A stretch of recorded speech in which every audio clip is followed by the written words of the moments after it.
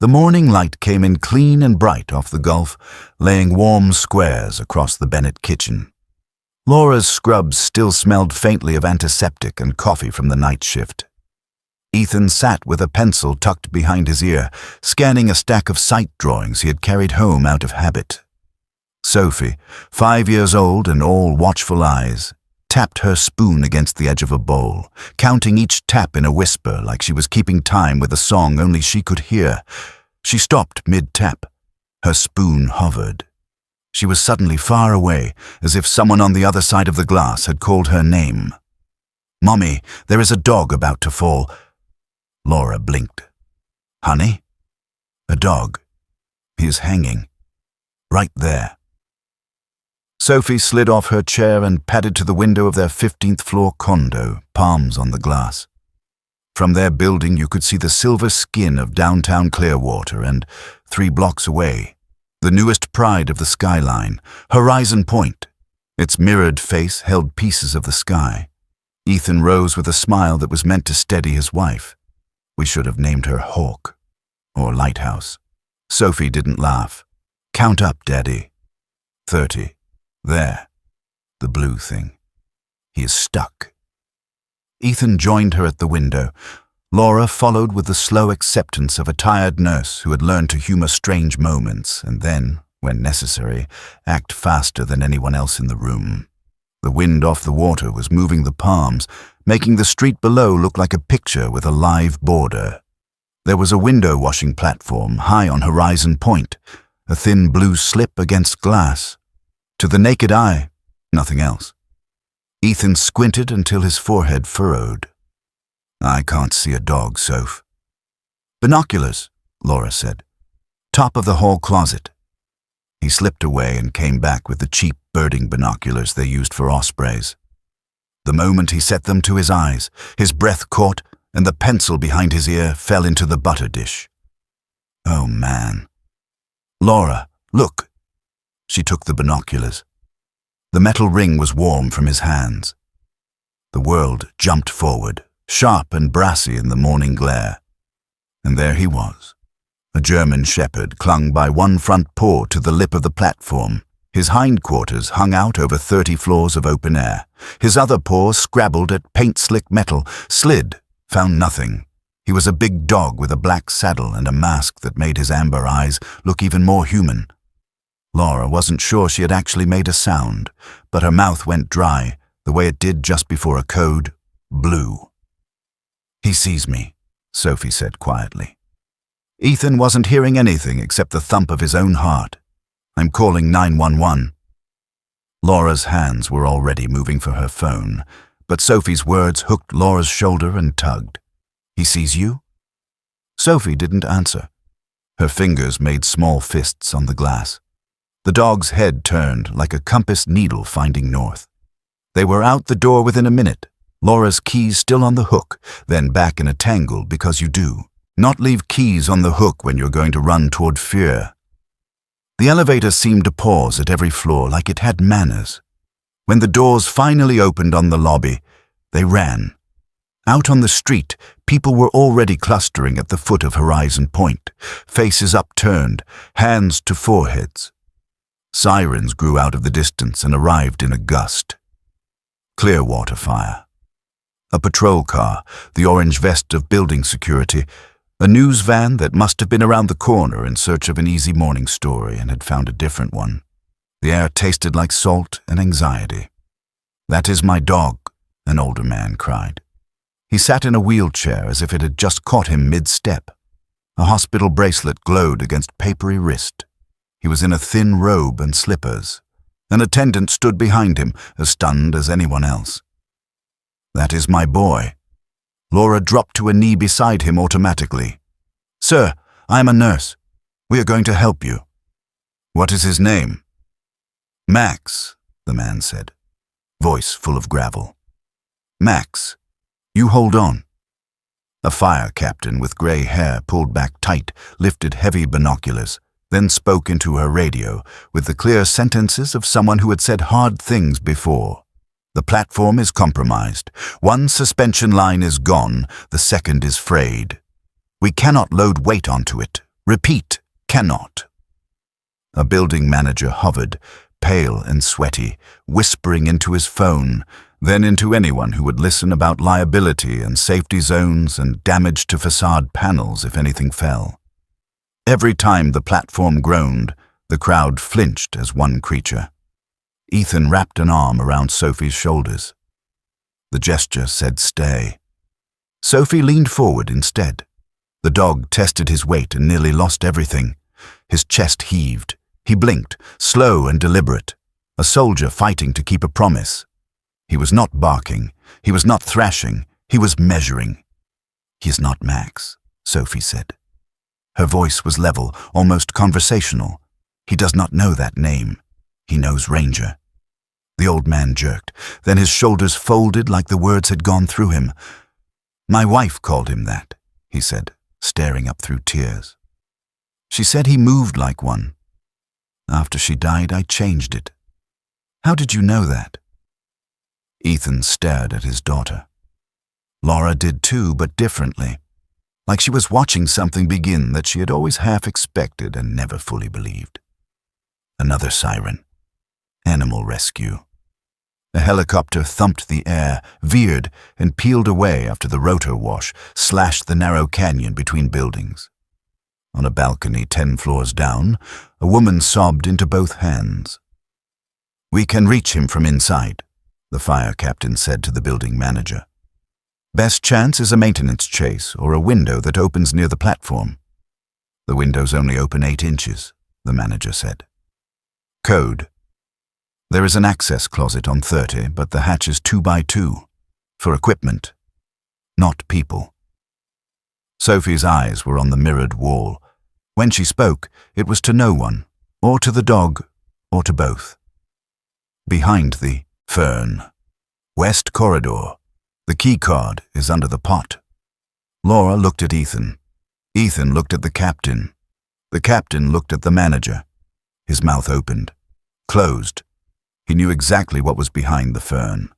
A cable twanged. The platform dropped a foot and canted. Ranger's shoulder slammed the edge. His rear paws pedaled in nothing. People gasped. Phones rose higher. The news anchor, hair perfect, was saying a string of words that meant, "We do not know what happens next." Sophie took one step forward. "No," Laura said, already reaching. Sophie glanced up, and in that small tilt of her chin, Laura saw her daughter at 5 and 35 and 80. Saw the shape of a life she did not understand yet and would try to keep safe anyway. "He is asking me to hurry," Sophie said. "He's very polite about it." Ethan scooped her up. She didn't fight. She tucked into his chest like she had as a baby and then leaned back to look him full in the face. "Daddy, listen." He bent without meaning to. "Left of the elevators," Sophie said.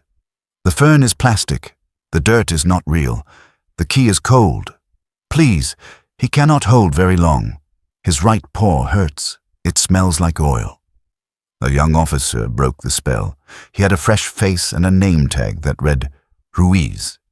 He spoke urgently to the captain. "Let me go to 30. If there is a card there, I will bring it." "Go," the captain said. The plot twist came on the next breath. Sophie pointed up, past Ranger, to a strip of window 2 floors above. A figure behind the glass. A man in a harness, gloves still on, face gray with fear. Not on the platform, but inside, banging on a sealed pane. "There is someone trapped," Sophie said. "Window washer." He tried to pull the platform in. He locked the override, and now the window will not open from his side. He is hitting the glass because he thinks no one can hear him. The captain swung the binoculars and hissed air through her teeth. "Copy that. We have a second victim inside on 32.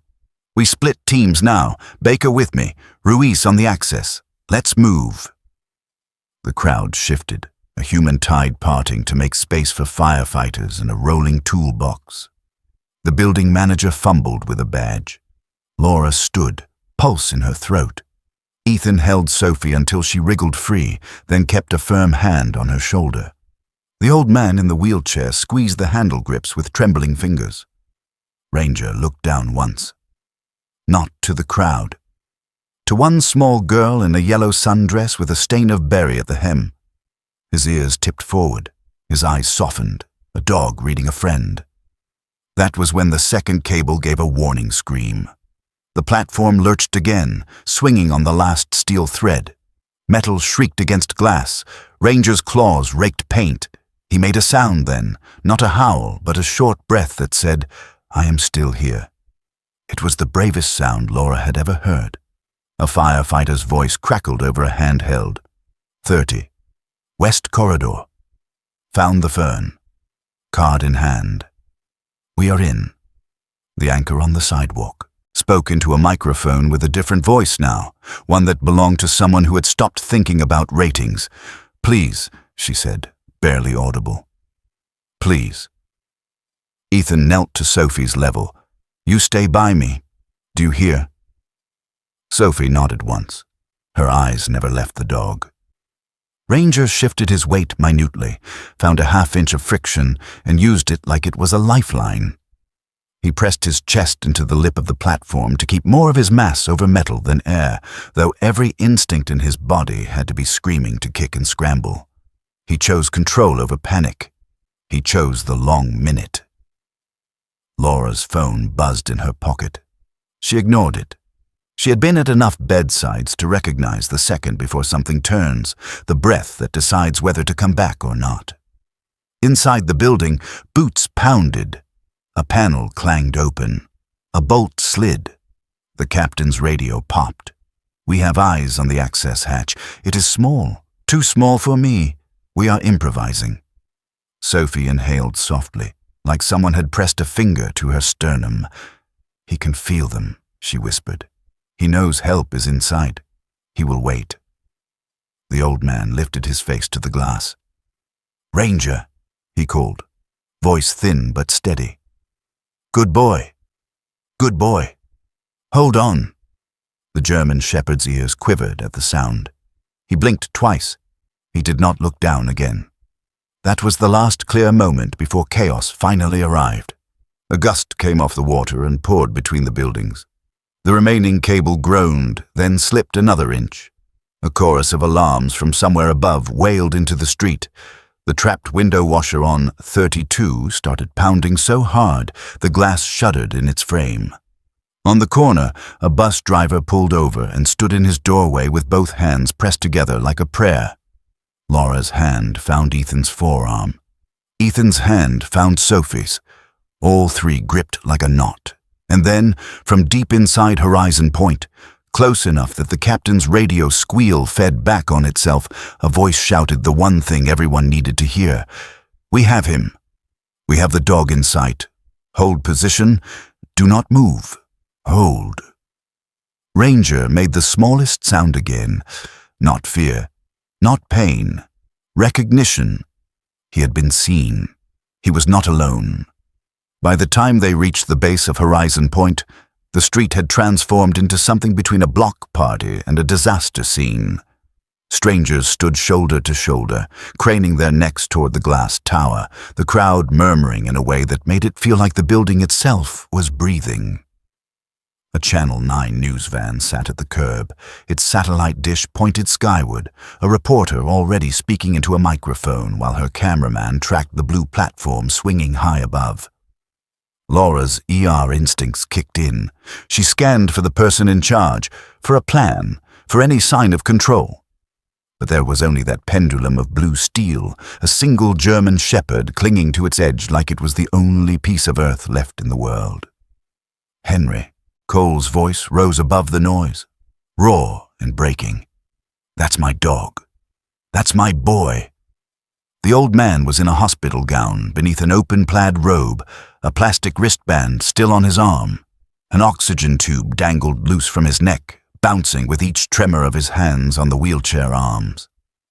A young orderly hovered behind him, pale and wide-eyed, clearly unprepared to wrestle him back to safety.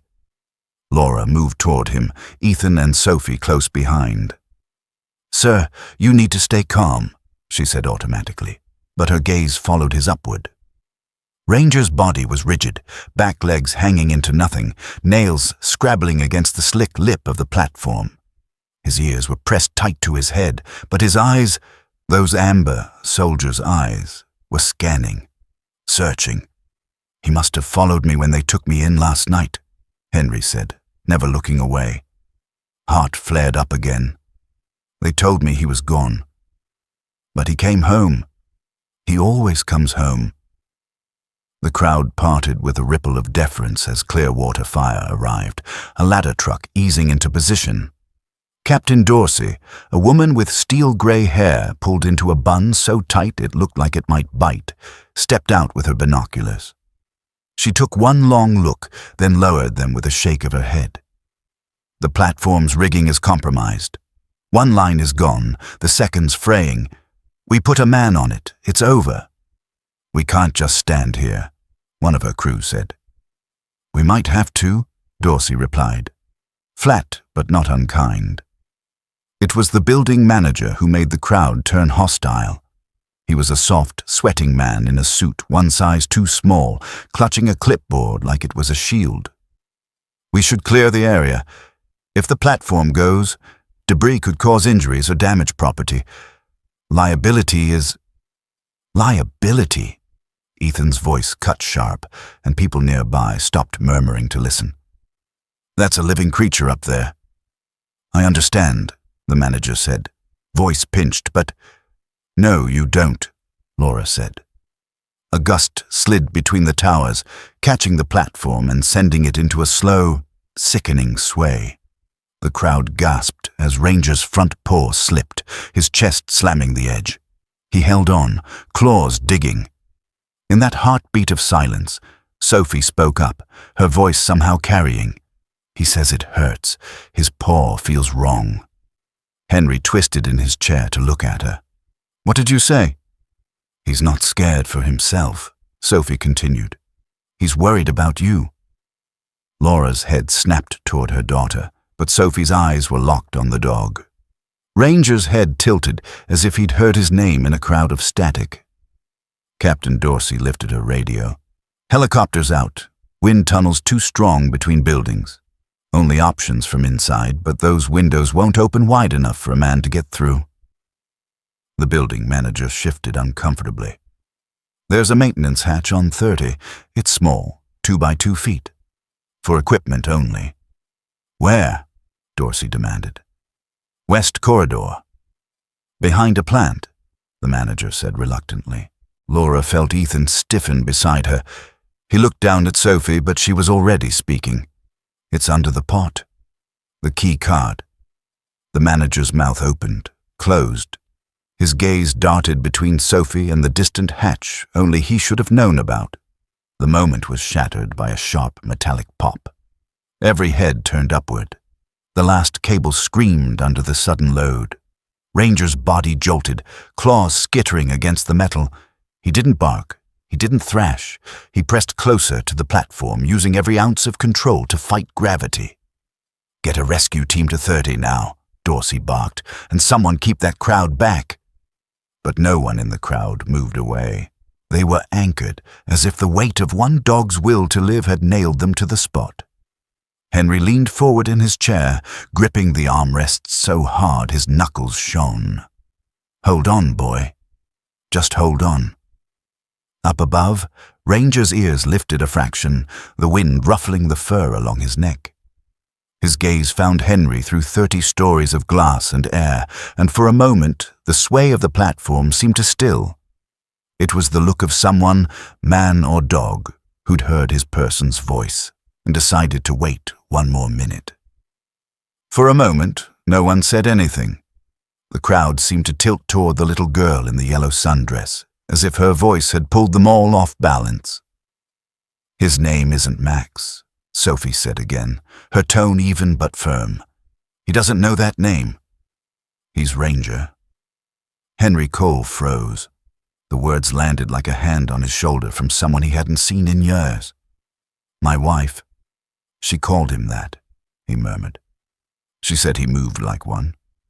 After she passed, I started calling him Max." His watery eyes searched Sophie's face. How could you possibly—" She pointed upward, as if that explained everything. "He told me." Laura felt Ethan's hand tighten on her arm. This wasn't the first time Sophie had startled them with impossible specifics, but it was the first time it had been in front of 100 strangers, TV cameras, and a desperate man's heartache. Ranger, 30 floors up, shifted his weight. His front paw scraped the platform's edge again, claws catching in a sound that carried down the side of the building like fingernails on a drum. His back legs dangled in space, swinging with each sway of the rig. The building manager cleared his throat. "There's no way she could—" "She knows," Captain Dorsey cut in, eyes still on the girl. "You said something about a maintenance hatch." "West corridor," Sophie replied without hesitation. "Behind a big plant, not real dirt. Key card stuck under the pot, right on the metal lip." The manager blinked rapidly. "That information isn't posted anywhere." He glanced at the captain, then at his shoes. "It's there." Dorsey raised her radio. "Ruiz, we've got a possible access on 30. West corridor. Bring a small frame firefighter and a harness." "Copy," came the crackled reply. But the manager was already shaking his head. "Even if you get there, the hatch is only 2 by 2 feet. It's for equipment, not a person. An adult can't fit." "We'll make it work," Dorsey said. It was then that a low metallic groan rolled down the building's face. The second cable, thinner, more strained than the first, twisted under the wind's hand. Threads of steel were visible now, snapping one by one like guitar strings. Gasps cut through the crowd. Phones lifted higher. On the platform, Ranger's breathing had changed. His chest rose fast, shallow. The muscles along his back quivered, not from panic, but from the effort of holding every ounce of himself on the scant few inches of safety he still had. He kept his head low, ears scanning the sounds coming from inside the building. Somewhere in there, help was moving. Sophie stepped closer to the fire captain, her small fingers curling into the fabric of Dorsey's turnout coat. "I can get to him." Laura was there in an instant, pulling her back. "Absolutely not." The captain crouched to meet Sophie's eyes, voice gentle but edged with the urgency of a ticking clock. "No one's putting a child in harm's way, kiddo. But you can't fit." "I can," Sophie said. "His paws hurt, and he's sliding more every time the wind moves. He says there's something he needs to give Mr. Cole." Henry's head jerked toward her. "Something he needs to give me." Sophie nodded, gaze never leaving Ranger. A black thing, soft on the inside. Henry's lips parted. "My pill case. I left it on the coffee table when the ambulance came." Laura's pulse thudded in her ears. Ethan muttered, "This is insane." Dorsey's radio flared. "Captain, we're at the hatch." "Confirm. Yeah, it's tiny. I can barely get my shoulders through." "Find a way to secure him from there," Dorsey ordered. Above them, the wind hit again. The platform tilted sharply, the sound of tearing metal slicing through the air. Ranger scrabbled, one front leg fully off the ledge now. The only thing keeping him from falling was the hooked curve of his other paw and the strength in a shoulder that had already begun to shake. He didn't cry out. His jaw was tight, muzzle wet with strain, eyes fixed not on the drop below, but toward the glass where help might appear. Sophie's voice came low, almost a whisper, but it carried in the unnatural quiet that had fallen. "He's not afraid of falling. He's afraid of not finishing what he started." Henry covered his face with his hands. Then, without warning, another voice cut through the radios. Ruiz, tense but urgent. "Captain, we've got an idea. There's a way to reach him from inside if we—" The rest was swallowed by a burst of static, but the captain's expression shifted. For the first time, there was something like hope in it. "Hold on, boy," Dorsey said under her breath, as if Ranger could hear her. "Just a little longer." And up above, the German shepherd seemed to press himself harder into the platform's edge, as if he understood the language of holding. On. On the shouts behind her blurred into a single, muffled warning. Sophie didn't slow down. Her sneakers slapped against the marble floor of the lobby, and her breath came sharp in the cold, recycled air. She didn't know exactly why she trusted the voice in her head. Ranger's voice, but every step she took made it feel less like imagination and more like direction. Not frantic, not desperate. Precise. The security guard's radio crackled as he called for backup. Sophie kept her head down, weaving between a pair of startled maintenance workers pushing a cart of cleaning supplies. One of them shouted, "Hey!" But she was already past them, heart pounding in her throat. The hallway she was looking for appeared exactly where Ranger had told her it would. A faded sign marked "Service Access, Staff Only" hung crooked above a heavy gray door.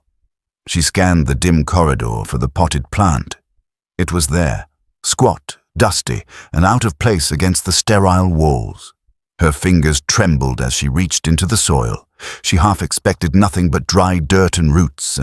Instead, her hand closed on a thin, plastic rectangle, a key card. She swallowed hard, glancing over her shoulder. The footsteps were closer now. "Don't think, just move," she whispered to herself. The card slid through the reader with a small beep, and the lock clicked open. Sophie slipped inside and pulled the door shut behind her. The sudden darkness was complete, smelling of oil, dust, and faint dampness.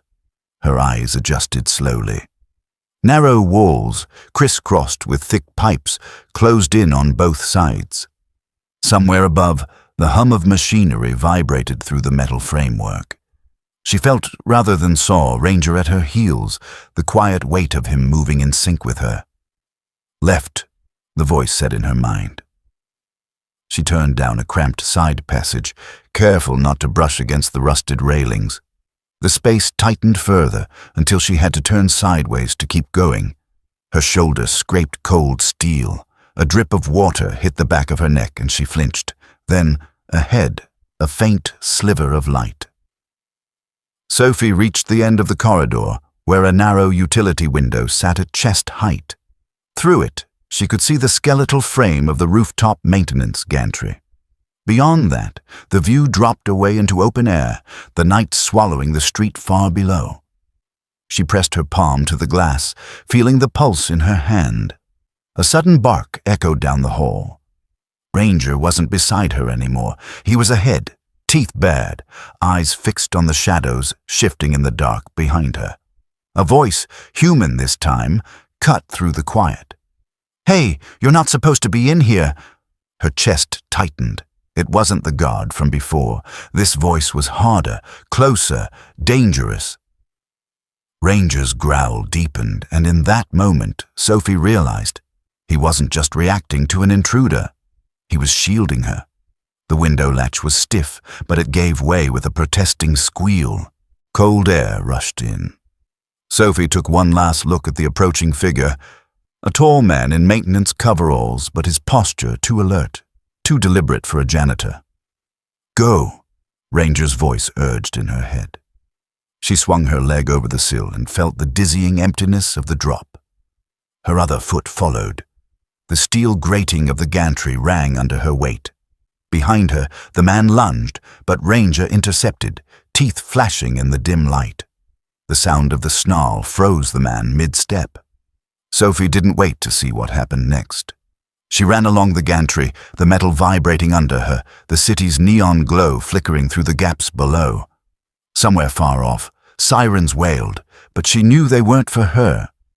Not yet. She didn't know if she'd just made the bravest or the stupidest choice of her life, but she knew one thing with a certainty that settled deep in her bones. Ranger hadn't led her wrong yet, and she wasn't about to stop trusting him now. The air inside the old building felt heavier than outside, thick with dust and the faint metallic tang of rusted beams. Sophie's pulse roared in her ears as she pushed open the cracked window. From where she stood, Ranger was no more than 5 feet away, paws braced on the unstable scaffolding that swayed with every groan of the wind. Below, the crowd was swelling, neighbors, parents and strangers craning their necks upward. Someone was shouting for the fire department. A woman's scream cut through the noise like glass breaking. Sophie spotted Henry's parents in the throng, their faces pale, mouths moving in frantic prayer. Her eyes darted back to Ranger. His muscles quivered, not from fear but from holding his position on the treacherous frame. The scaffolding had already begun to tilt, one joint clearly warped, the bolts barely holding. Sophie scanned the dusty supply shelves behind her. A frayed climbing rope lay coiled in the corner like it had been waiting for her. She snatched it up, fingers working fast to knot it around her waist the way her uncle had once shown her during a camping trip. Her hands shook, but the knot held. Leaning halfway out the window, she called, "Ranger!" The shepherd's ears twitched toward her voice. He shifted his weight, claws scraping metal. "Come on, boy, jump!" The command hung in the air, met by the low whine of hesitation. His amber eyes locked with hers, searching, weighing. The gap between them wasn't far, but one wrong move and he'd fall into the chaos below. Then Sophie added, her voice cracking, "Henry needs his heart medicine, now." Something in Ranger changed. The hesitation vanished. He lowered his body, coiling like a spring, every muscle alive with purpose. That was when Sophie heard it, a sharp metallic ping from the joint above him. The scaffolding shuddered violently. The crowd gasped in unison. "Now, Ranger!" she shouted. He launched himself. For a second, it was as if the world slowed.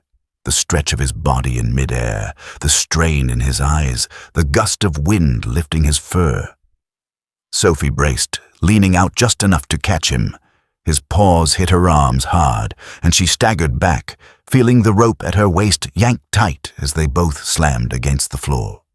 At that exact moment, the scaffolding gave way. It crashed to the pavement below in a burst of splintering wood and screeching metal. The sound made Sophie's stomach drop, knowing that if Ranger had waited even a heartbeat longer, he would have gone down with it. For a few seconds, neither of them moved. Ranger stood over her, panting, his chest rising and falling like a runner's at the finish line. His fur was warm against her cheek. Outside, the crowd erupted in cheers, though Sophie barely heard them. She wrapped her arms around Ranger, feeling the rapid thump of his heart. "Good boy," she whispered, her voice trembling. "You did it." He licked the side of her face once, then stepped back, ears swiveling toward the sound of Henry's mother screaming his name from below. The reminder hit Sophie like a jolt. Henry's heart medication was still waiting. She didn't know how much time they had left, but she knew this. Ranger had just risked his life to make sure they had a chance. And in that moment, Sophie understood. He wasn't just a dog she was helping. He was her partner now. They moved. The smoke was a living thing now, thick, clawing, and hot against Sophie's face as she leaned out over the fractured balcony. Her boots scraped against the warped wood, one foot planted on a railing that felt like it might give at any second. Below, the crowd was a blur of shouting faces and flashing lights, but all Sophie could see was the streak of brown and black fur darting through the haze. "Ranger!" her voice cracked. The dog paused for half a second, looked up at her, and then tried to leap toward the balcony ledge. She lunged forward, both hands out. Her fingers found the fabric of his collar, no, his neck scruff, warm and trembling beneath the soot. For a heartbeat, she thought she had him. But the weight of the dog, the slickness of his fur, and the pull of gravity all fought her grip. Sophie's arms stretched to their limit, the muscles in her shoulders screaming. Her safety harness yanked tight against her ribs, jerking her backward. "Hold him, Sophie! Hold him!" A firefighter shouted from somewhere behind her. Her boots slipped, the collar slid in her grip, and then nothing. Ranger's body dropped out of her grasp. The world slowed. She saw his front paws windmill, his chest heave, his eyes wide, not with fear, but with that strange, steady trust he'd given her from the first moment they met. And then, just as her heart plummeted, the sound came. Wood splintering behind her, metal clanging. A team of firefighters surged through the door they'd been battering for the last minute. One man, face hidden by his mask, lunged forward and caught Ranger mid-fall, cradling him against his chest like a child. "Got him!" Sophie's knees buckled with relief. Strong hands hooked under her arms, pulling her back over the ledge and into the relative safety of the apartment. Her legs wobbled as she was guided toward the open door, the roar of the fire sounding muted compared to the pounding in her ears. They burst into the hallway, the smoke thinning as they neared the stairwell. The moment they hit the ground floor, the crowd outside erupted into cheers. Neighbors, paramedics, strangers, everyone surged forward, clapping and shouting. Ranger, still cradled in the firefighter's arms, looked almost bewildered by the noise. His ears twitched, tail giving one uncertain wag before Sophie's hands were on him again.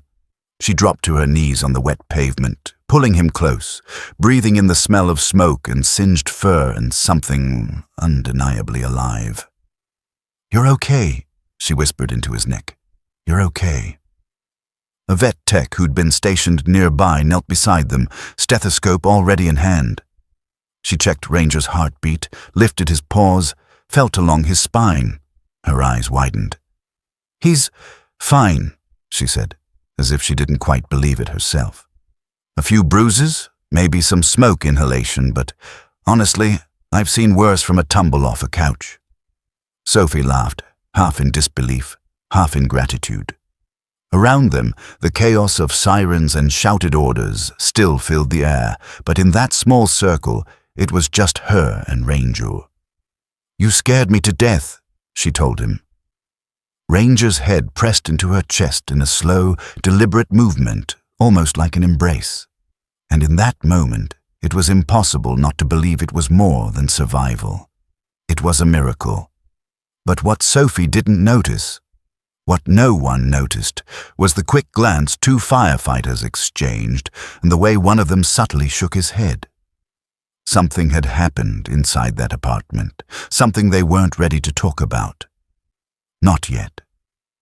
Because sometimes miracles have secrets. The late afternoon sun filtered through the hospital blinds, casting long bars of light across the bed where Henry lay propped up on pillows. His breathing was steadier now, though the oxygen tube still curved beneath his nose. On the chair beside him, Sophie sat cross-legged, her small hands wrapped around Ranger's thick fur. The German shepherd's ears were relaxed for the first time since the whole ordeal, his eyes never leaving her face. Henry's voice was gravelly but warm. "Young lady," he said, "I owe you my life. If you hadn't shouted when you did—" He trailed off, shaking his head. "I don't even want to think about it." Sophie tilted her head as if deciding how much to say. "Ranger told me," she answered simply. Laura, standing near the foot of the bed, exchanged a glance with Ethan. They'd heard Sophie say strange things before, but this time the weight in her voice made them pause. Henry frowned lightly. "Told you? I didn't even say my real name out loud. How could Ranger know it?" Sophie's gaze softened. "He showed me," she said. "Not with words, just pictures in my head. I saw you holding your wallet with your name on it, and I felt something heavy. Here." She pressed a small hand over her own chest. "It wasn't mine. It was yours." The room went quiet except for the distant hum of the hospital machines. Ethan leaned forward, his voice low. "Sophie, you're saying you felt his heart problem before it happened?" She nodded. "Ranger knew. He wanted me to understand fast, so I could help." Laura felt a shiver run through her. For years, she'd brushed off little moments. Sophie knowing the cat was sick before the vet did, predicting when the neighbor's old dog would start limping. But now, standing in a hospital room with a man who'd almost died 30 stories up, the pattern was impossible to ignore. Before anyone could respond, a nurse poked her head in. "Mr. Collins, there's a crowd downstairs." Henry raised an eyebrow. A crowd? 10 minutes later, they were standing in the lobby, and Sophie's eyes went wide. Photographers clustered near the revolving doors, reporters holding microphones as if they'd been waiting for hours. One of them spotted Sophie immediately. "That's her, the girl from the balcony." Flashbulbs popped, voices overlapped. "How did you know he was in trouble? Did the dog really save him? Are you a trained rescue handler?" Sophie clung to Ranger's collar, shrinking closer to Laura. Ethan stepped forward, ready to shield her, but Henry cleared his throat and addressed the crowd himself. "This young lady," he said, his voice carrying, "is the reason I'm standing here today. I was seconds away from not making it." But she didn't hesitate. She called out, got the building's attention, and he looked down at Ranger. "With a little help from her partner here, saved my life." The reporters scribbled furiously. Someone muttered, "Hero dog," under their breath. Henry went on, "You all keep asking how she knew. Maybe you won't believe this, but I don't care. That dog told her. Somehow, and she listened." The next morning, headlines read, "Girl on 30th floor saves businessman thanks to dog's warning," and "Meet the real-life dog whisperer." Sophie's photo, one hand resting on Ranger's head, was everywhere. Back at home, Laura set her phone down after scrolling through yet another article. "They're calling you the girl who saved the balcony dog," she said, smiling. Sophie wrinkled her nose. "But Ranger's the real hero." Ranger, as if on cue, rested his head in her lap. She leaned down, whispering something only he could hear. He gave a quiet, satisfied chuff, his tail thumping against the couch. Ethan watched them, the disbelief on his face slowly giving way to something else. Acceptance. "You know," he said to Laura, "I think she really can hear them. Not just guess. Not just kid stuff." Laura's eyes stayed on Sophie and Ranger, a knot of pride and unease tightening in her chest. She didn't know what this gift meant for their daughter's future, but one thing was clear. This was only the beginning. And somewhere deep in Ranger's steady gaze, as if he understood the weight of the moment, was the silent promise that he'd be there for all of it. The storm had rolled in without warning, a dark wall of clouds swallowing the late afternoon sun. The wind carried that electric tang in the air, part rain, part ozone, that always seemed to make Sophie restless. She had been sitting obediently in the back seat as the family's SUV pulled into the driveway of a quaint, white clapboard house in the suburbs, the kind with a wraparound porch and a swing that swayed gently even before the storm wind caught it. They were here to meet the realtor, but Sophie's tail was already twitching in anticipation. Noah had barely stepped out of the car before Sophie let out a sharp bark and leapt to the ground. "Sophie, stay!" he called over the rumble of thunder. But she didn't. Her paws splashed through shallow puddles as she bolted toward the wooded lot beside the property. The realtor, a smiling woman with a clipboard and perfect hair that the wind was now mercilessly whipping around, tried to keep things casual. It's a safe area, really. Probably just chasing a squirrel. Noah knew better. Sophie didn't bolt for squirrels. By the time he caught up, rain had started to fall in heavy drops, the kind that hit like small stones. Sophie stood rigid at the base of an old oak tree, her head low, ears forward, whining in short bursts. Lightning flashed, illuminating a dark hollow in the tree's base. Noah crouched, squinting past the curtain of rain, and his heart thudded. A pair of wide, frightened eyes stared back. Then another pair, and another. Inside, huddled together, was a border collie with a matted coat, ribs showing beneath soaked fur, and at least 4 tiny pups pressed against her belly. The hollow was already filling with water, each wave of wind-driven rain pushing the level higher. The mother dog gave a warning growl that was more exhausted than threatening. Sophie didn't growl back. Instead, she crouched low, tail wagging slowly, emitting a soft whine that seemed to cut through the noise of the storm. Noah glanced at the water pooling around the roots. "We've got minutes, maybe less," he muttered. He reached in carefully, but the mother snapped weakly at his hand. Another crack of thunder made the pups yelp. Sophie stepped forward, blocking some of the rain with her body, and licked the mother's face. It was a gesture so deliberate, so gentle, that Noah froze. The growling stopped. He took the chance, sliding his arms under the fragile frame of the mother and lifting her clear of the hollow. Sophie immediately began herding the shivering pups toward him, one tiny nudge at a time. The last one, a runt with a white blaze across its forehead, was stuck against the far wall. Sophie reached in, took it gently by the scruff, and backed out into the downpour.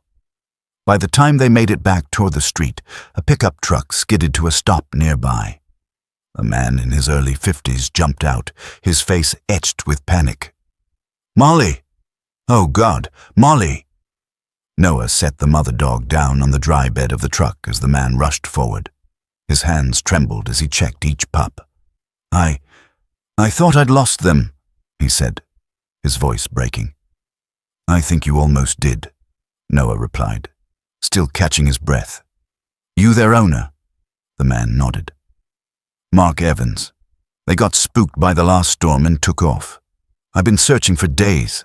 I never thought—" He trailed off, looking at Sophie. She found them, and she wouldn't leave until we did something about it," Noah said, glancing at Sophie, who now sat beside the truck, soaked to the skin but watching the pups with the focus of a sentry. Mark swallowed hard. "I owe you, both of you, more than I can ever repay." Lightning split the sky again, and the rain intensified, forcing them under the shelter of the truck's awning. Mark glanced at the house across the street. "You looking to buy in this neighborhood?" "Thinking about it," Noah admitted. "Then you'll be glad to know," Mark said, his voice firming. "You've already made your first friend here, and I mean that." He extended a hand, rough and calloused from years of work. "Whatever you need to settle in. Introductions, neighborhood watch, even just someone to call when things get messy. You call me." Sophie gave a sharp bark, as if to punctuate the deal. The realtor eventually found them standing in the rain, laughing despite their soaked clothes, the border collie family now bundled in blankets inside Mark's truck. It wasn't how house tours usually ended, but Noah couldn't shake the feeling that Sophie had just done more than rescue a family of dogs. She'd built a bridge into a new life for all of them. And as the storm began to ease, Sophie leaned against Noah's leg, eyes following the truck until it disappeared around the corner. She had found something worth protecting again. 3 months had passed since Sophie first brought Ranger into Henry's life, and the old man seemed to have gained years in those weeks. But in early autumn, the calls from his daughter grew less about how well he was doing and more about the fatigue in his voice. The morning Sophie got the call, the air was sharp with that first bite of October. She parked outside Henry's small clapboard house, her stomach knotted. Ranger whined softly from the passenger seat, sensing her unease. Inside, the air smelled faintly of cedar and something sweeter, Henry's favorite pipe tobacco, left untouched in a dish by the window. He was in his chair, a plaid blanket over his knees, the light from the side window casting deep shadows into the lines of his face. His eyes lit when he saw them, but Sophie could see the exhaustion underneath. "I wanted to see you both," Henry said, his voice rasping but warm. "And I wanted to talk about Ranger." Ranger padded forward, resting his head gently on Henry's knee. Henry's thin hand settled on the dog's fur, and for a moment the room felt still, as if the air itself was listening. "My daughter. She's moving me closer to her," Henry said. "They won't let me keep a dog there. She tried, but rules are rules." He paused, his fingers tracing the line of Ranger's ear. "He's been my shadow. I can't imagine not waking up to him." Sophie swallowed the lump in her throat. She'd known this moment would come. Henry's health had been sliding faster than anyone wanted to admit. "I've been thinking," Sophie said carefully. "Ranger's got more to give. He's calm, intuitive. He could work in a veterans therapy program. I know the coordinator. She'll take him, make sure he's cared for and doing what he was born to do." Henry's gaze lingered on Ranger. "Helping people like me," he said quietly. "Yeah, he'd be good at that." There was a silence, and then Henry reached to the side table. His hand shook slightly as he lifted a small box. It was the kind of thing you'd expect to find in the bottom of an old dresser, worn, velvet cover, the hinge a little loose. "I want you to have this, Sophie," he said. Inside was a silver bracelet, delicate but sturdy, strung with small, intricate charms, each one an animal, a fox, a dove, a wolf, a bear, and, right in the center, a dog mid-run. The silver had softened with age, but the details were still sharp. "It was my wife's," Henry said. She had this strange gift. Could read animals like open books. People thought it was just a knack for training, but I knew better. She wore this everywhere. Said each charm was a friend she'd met in her life. When she passed, I kept it in the box. Never thought I'd meet someone else who could listen the way she did." Sophie touched the dog charm, feeling the cool metal warm under her skin. "Henry, I don't know what to say." "Say you'll keep listening," Henry said with a faint smile. "To them, to people like me, to anyone who needs it, and make sure Ranger finds his next person the way he found me." Sophie fastened the bracelet around her wrist. The weight was light, but it felt like a responsibility she couldn't put into words. Ranger, as if on cue, shifted closer to Sophie, leaning into her leg. Henry's hand lingered on the dog's head for one last long moment. There was no drama in it, no tears, no rushed words. Just the quiet recognition between an old man and the dog who had carried him through his last good season. When Sophie stood to leave, Henry's voice followed her to the door. "Tell the next guy," he said, "that Ranger doesn't just keep you company. He keeps you honest." She promised she would. Outside, the wind had picked up, scattering leaves across the gravel drive. Sophie opened the truck door and Ranger jumped in, looking back at the house for a long beat before settling down. As she drove toward the Veterans Center, Sophie glanced at the bracelet glinting against the steering wheel. The charms caught the light in tiny flashes, like they were remembering their stories. She knew, without doubt, that Ranger was about to start another one. But she also knew this wasn't the end for Henry's gift. It was just moving forward, one paw print, one heartbeat, at a time. The community hall was packed that afternoon. The folding chairs squeaked as people shuffled in, some carrying coffee, others clutching programs with Ranger's picture on the front. His amber eyes, calm and steady, stared out from the page like he'd been looking right at you. Sophie sat in the front row, fingers curled around the silver bracelet on her wrist, feeling its warmth despite the cool, autumn air seeping in through the open doors. The ceremony wasn't just for Ranger, it was for what he had left behind. Since his passing, the therapy program he'd inspired had grown beyond anyone's expectations. Veterans with haunted eyes, children on the spectrum, trauma survivors, people who had once lived in shadows, had found light again, often because of the dogs trained under Ranger's legacy. His story had become the backbone of the program, the reason strangers kept showing up, offering their time, resources, and hearts. Sophie had thought she'd cry the entire time, but instead she found herself smiling as the speakers told their stories. One man, a former firefighter, described how he'd been unable to speak after a warehouse explosion until a therapy dog, trained in Ranger's program, pressed his head against his chest and just stayed there. "That was the first time I realized I was still here," he said, voice cracking. The crowd erupted in applause. Sophie glanced at her parents. Her mother's eyes shimmered with pride. Her father gave her a small nod, the kind of nod that said, This matters. You matter. Midway through the event, Sophie slipped outside. The noise of clapping and murmured conversations faded behind her, replaced by the quiet rustle of leaves. She wandered to the grassy field behind the hall, where the sunlight poured in thick and golden. Animals from the therapy program were scattered across the lawn. 2 golden retrievers sprawled in the shade, a retired police K9 chasing a tennis ball with a boy who laughed so hard he nearly fell over. And then Sophie saw her. A young woman sat cross-legged in the grass, head bent toward a therapy horse. The horse's muzzle brushed her shoulder, and Sophie could see the woman's lips moving, though she couldn't hear the words. The sight struck her. Different species, different worlds, yet an understanding so clear you didn't need to translate it. She lowered herself to the grass, and soon a German shepherd from the program padded over. His build was strong but not intimidating, his eyes the same deep amber as Ranger's. He lay beside her without being told, his head resting against her leg. Sophie reached down, her hand trembling slightly, and stroked his fur.